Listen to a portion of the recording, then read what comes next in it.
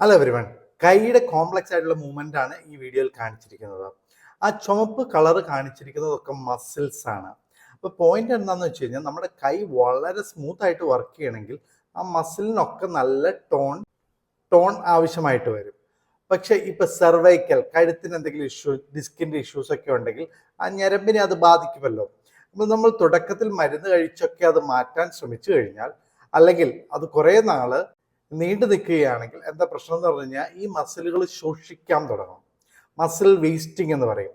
അപ്പോൾ നമ്മുടെ ആ മൂവ്മെന്റുകളെ, അതായത് ആ മസിലിന്റെ ടോണ് നഷ്ടപ്പെടുകയും വേസ്റ്റിംഗ് നടക്കുകയും ചെയ്തു കഴിഞ്ഞാൽ ആ മൂവ്മെന്റുകൾ അത് ബാധിക്കും. അതുപോലെ തന്നെ നമുക്ക് ഗ്രിപ്പ് നഷ്ടപ്പെടാനൊക്കെ ചാൻസ് ഉണ്ട്. ഗ്രിപ്പ്, അതായത് ഒരു സാധനം എടുക്കണമെങ്കിലൊക്കെ നമുക്ക് ഗ്രിപ്പ് ആവശ്യമുണ്ടല്ലോ, ആ ഗ്രിപ്പ് നഷ്ടപ്പെടാൻ ഒക്കെ ചാൻസ് ഉണ്ട്. അപ്പൊ ഇങ്ങനെയുള്ള പ്രശ്നങ്ങൾ നമ്മൾ തുടക്കത്തിലേ കണ്ടെത്തി ചികിത്സിക്കുകയും കൃത്യമായി ചികിത്സ ലഭിക്കുകയും വേണം.